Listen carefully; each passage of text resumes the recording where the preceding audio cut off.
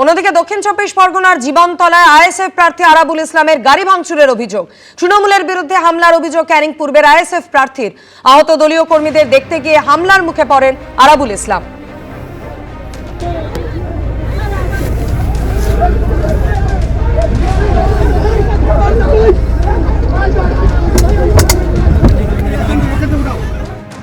আগে জেলায় জেলায় যেতেন কমিশনের প্রতিনিধিরা। থানা পিছু জামিন অযোগ্য গ্রেফতারি পরোয়ানা নিয়ে সপ্তাহ ধরে রিপোর্ট নেওয়া হতো, জানাতে হতো কত আগ্নেয়াস্ত্র বাজেয়াপ্ত করা হয়েছে তার সংখ্যাও।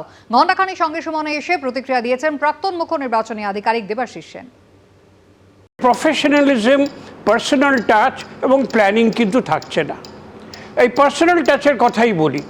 জেলায় জেলায় গিয়ে আমরা সিনিয়র অফিসাররা, শুধু সিও নয়, বিভিন্ন স্তরের জয়েন্ট সিও, ডাইরেক্টর সবাই গিয়ে যেতেন, তদারকি করতেন, আলোচনা করতেন এবং নমিনেশনের পর থেকে এখন যে স্টেজে আমরা যাচ্ছি, প্রত্যেক প্রার্থীর একজন করে ইলেকশন এজেন্ট থাকে, তার সম্পূর্ণ ক্ষমতা থাকে। সেই এজেন্টদের নিয়ে বসে তাদের দুঃখ, তাদের অভিযোগ সব কটা যদি সিনিয়র লেভেল থেকে শোনা হয়, অনেক কিছু কিন্তু সলভ হয়ে যায়। এই যে এক্ষুনি পোস্টাল ব্যালটের কথা বলছিলেন, এই পোস্টাল ব্যালটের ক্ষেত্রেও কিন্তু অব্যবস্থা দেখা যাচ্ছে যে কোনো সিনিয়র অফিসার আসছেন না, ঠিক টাইমে শুরু হচ্ছে না, ঠিক মতো তদারকি হচ্ছে না। এইগুলো কিন্তু বড় এক পেশে, যেটা দিল্লি থেকে একটা ব্যাপারে যাচ্ছে সেটাকে নিয়েই সবাই জড়িয়ে পড়ছে।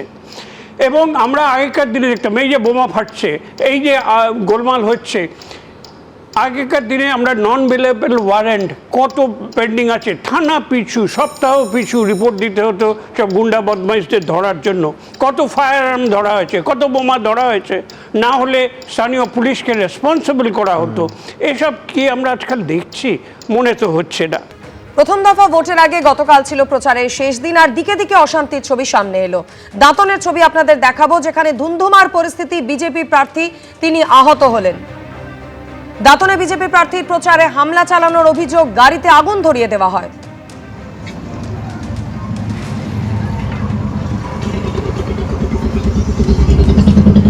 বিজেপির মিছিলে হামলা, পরপর বাইকে আগুন ধরিয়ে দেওয়া হয়। মোহনপুর থানার সামনে অবরোধ করে বিক্ষোভ দেখান বিজেপির কর্মী সমর্থকরা।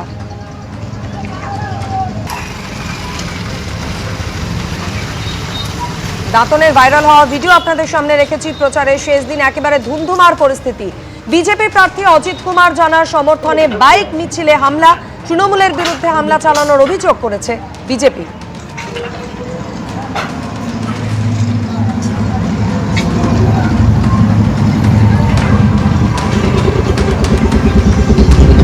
যদিও বিজেপির বিরুদ্ধে পাল্টা হামলার অভিযোগ করা হচ্ছে তৃণমূল কংগ্রেসের পক্ষ থেকে।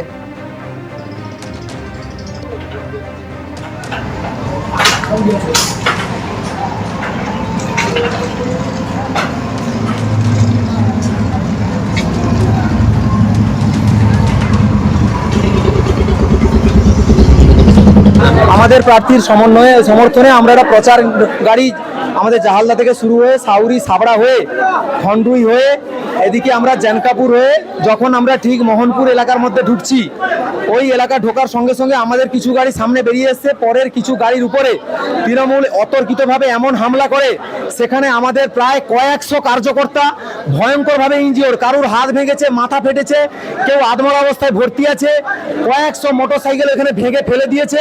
প্রচুর কার্যকর্তাকে আমরা এখনো পর্যন্ত খুঁজে পাচ্ছি না, কন্ট্যাক্ট করতে পারছি না। যতবার আমরা পুলিশকে ফোন করছি, ফোর্স পাঠাচ্ছি, এখনো পর্যন্ত আমরা পুলিশের কাছ থেকে সেই রেসপন্স পাচ্ছি না। প্রচুর কার্যকর্তা আতঙ্কিত হয়ে আছে। আমি আপনাদের চ্যানেলের মাধ্যমে আমি পুলিশ প্রশাসনের কাছে অনুরোধ করব, দাদা দয়া করে নিরপেক্ষ হয়ে আমাদের কার্যকর্তা, তারা মানুষ, তাদেরকে কমসে কম বিজেপি না ভেবে তাদেরকে উদ্ধার করে নিয়ে আসুন।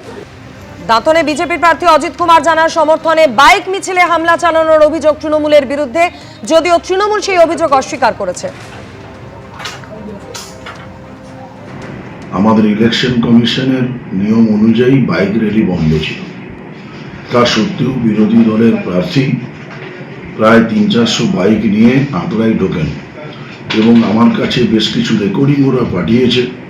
তাতে পরিষ্কার প্রমাণিত বিজেপির সেই সব কর্মী সমর্থক সংখ্যালঘু এলাকায় ঢুকে মহিলাদের, বাচ্চাদেরকে বলেছেন জয় শ্রীরাম বলতে। স্বাভাবিক তাদের এই ধর্মীয় আবেগে যে আঘাত, সেটা তারা মানতে চাননি। পুলিশের তরফ থেকে এই ঘটনা সম্পর্কে ঠিক কি বলা হয়েছে শোনাবো। যে র্যালিতে শুধুমাত্র দুটো গাড়ির পারমিশন ছিল, সেই র্যালি যখন প্রায় 6টা গাড়ি এবং প্রায় 80-85টা মোটর বাইক নিয়ে বেলদা থানা এলাকা থেকে আমাদের মোহনপুর থানা এলাকায় ঢোকে, দুটো পলিটিক্যাল পার্টির মধ্যে বিবাদ শুরু হয়। প্রভোকেশনের কারণে, দু তরফের স্লোগানের কারণে সেটা এসক্যালেট করে এবং তাদের প্রায় 25-30টা গাড়ি ভাঙচুর হয়। এখনো পর্যন্ত প্রায় 16 জনকে আমরা ডিটেন করেছি। তারপরে দেখা হচ্ছে তাদের মধ্যে কারা কারা ওই ঘটনায় ছিল, যারা গন্ডগোল তৈরি করেছেন এবং আইন নিজের হাতে দিয়েছেন, তাদের কাউকেই আমরা রেয়াত করব না যতক্ষণ না ভোট শেষ হবে। এই এলাকা যাতে শান্তিপূর্ণ থাকে, বাইরের কেউ যেন এলাকায় ঢুকতে না পারে, কোথাও কেউ যেন প্রচার করতে না পারে এবং কোথাও কেউ যেন কোনো থ্রেট করতে না পারে, সবাই যেন পিসফুলি ভোট দেয়, সেই চেষ্টা আমরা করব। আর দাঁতনের এই ধুন্ধুমার পরিস্থিতি নিয়ে প্রশ্ন করা হলে সিও মনোজ কুমার আগরওয়াল ঠিক কি জানান শোনাবো। গোলমাল হয়েছে, অ্যাকশন হচ্ছে, অ্যাকশন চলছে, গোলমাল হয়েছে, অ্যাকশন হচ্ছে, অ্যাকশন চলছে। কাল প্রথম দফায় ভোট রয়েছে বীরভূমে, কিন্তু তার আগে গতকাল দেখা গেল হুমকি হুঁশিয়ারি। তৃণমূল কংগ্রেসকে ভোট না দিলে পিস পিস করে কেটে দেওয়ার হুমকি দিলেন তৃণমূল নেতা। হুমকির ভিডিও ভাইরাল হচ্ছে। 50টা যদি পরে টানানাস করে দেবো, ভাইকে বলে পিস পিস করে দেবো। ভোট 50টা যদি পরে টানানাস করে দেবো, ভাইকে বলে পিস পিস করে দেবো, পিস পিস করে দেবো মেলা তালাতে। 4 তারিখের পর বাড়িতে বাস করতে পারবো না, প্লেট বাড়ি করে দেবো, বলে দেবো ভোটের পর যদি তোর কোনো বাপ থাকে আসবে মফিক এলাকা, প্লেট বাড়ি করে দেবো। ওই পাইপ যে প্লেট টুট আছে এইখানে অপারেশন করে বাড়ি করে দেবো। ভোট জমাটা যাবে, হিসাব থাকবে, আর সেই বাড়ি করে ধরে আনবো, মেলা তালায় বেঁধে রাখবো। বে ডালিম ছাড়া নাই সব বলে। বাচ্চা ছেলেরা কত কথা বলে, অবুঝ শিশু তো বাপকেও লাথি মারে, তা বলে কি বাপের জাত যায়? গণতান্ত্রিকভাবে আমরা নির্বাচনে বিশ্বাসী, কোথাও আমাদের বিধিভঙ্গের কোনো অভিযোগ নেই। আগামীকাল সন্ধ্যে 6টার সময়তে প্রচার কর্মসূচি শেষ হবে ইলেকশন কমিশনে যে এমসিসি রুল, তো কোথাও কোনো এমসিসি রুলস ভায়োলেট করাটা আমাদের কাজ নয়। ভিডিওতে কে কোথায় কি করে রেখেছে, কি কারসাজি, এখন এআই এর যুগ, এবার কার বিরুদ্ধে কে কোথায় কি ষড়যন্ত্র করছে, তাও যদি কেউ এটা করে থাকে সেটা অন্যায়, কিন্তু আমি বলছি না যে সে করেছে। কিন্তু আমার প্রশ্নটা হচ্ছে যে ভিডিওর ভিত্তিতে কি করে আমি এই বিষয়ে কোনো সিদ্ধান্ত জানাবো। এবিপি আনন্দ এগিয়ে থাকে, এগিয়ে রাখে।